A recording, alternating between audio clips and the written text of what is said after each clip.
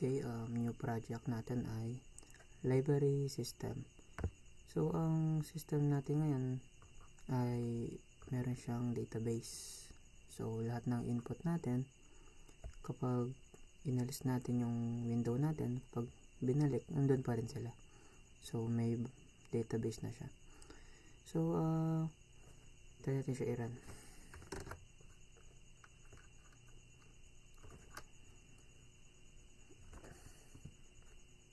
Ay, naglagay na pala ako nila. Teka, reset ako ito. Ayan.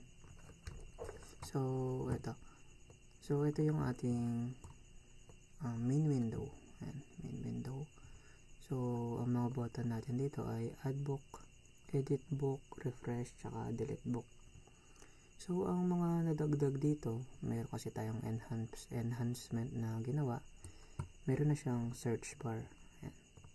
Search bar. Ayan. Meron siyang search bar.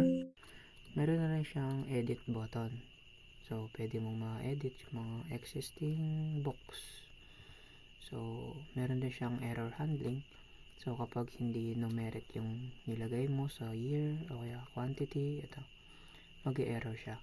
So, try natin mag-add. Ito yung ating interface ng fill up form.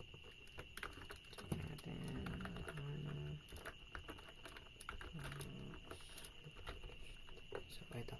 Try natin kung gagana yung error handling. So, try natin A sa quantity.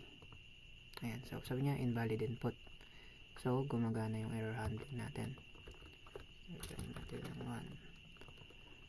Add confirm. Ayan. So, lumitaw na siya. Try natin isa pa.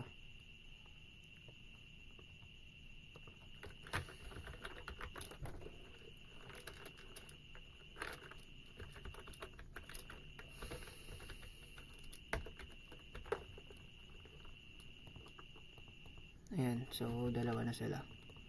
So, gumagana yung ating add button. Ayan. So, try naman natin itong edit button. So, mamili ka dyan sa dalawa kung ano gusto mo. So, try natin itong pangalawa. Edit. Ayan. So, lilitaw dito yung old info. So, pili ka lang dyan kung anong gusto mong palitan. So, sabihin natin nagkamali ka sa year. Sabihin natin 2001. Nagkamali ka sa author.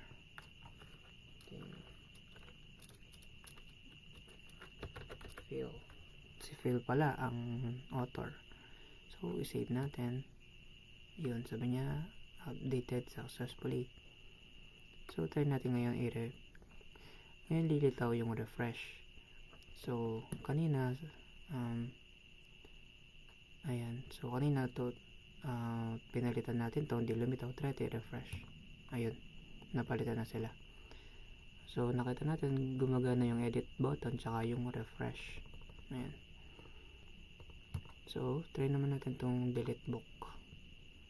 So, bago natin gamitin tong delete book, try muna natin tong search bar. So, kunwari, hinahanap mo yung book na Adarna. So, ito type mo lang Adarna. So, search natin. Ito, nakita nyo, dalawa to. Try natin mag-search. Ayun. Pinilitaw lang niya yung sinearch mo. So, ito, Adarna. So, ayan. Gumagana yung ating search button. Search bar. Ayun, bumalik sila. So, ngayon, try naman natin tong delete button. So, ito. I-delete natin tong pangalawa. Delete. Ayan. Ayun, nawala. So, gumagana lahat ng ating mga buttons, search bar, mga functions. Ayan, tama naman lahat.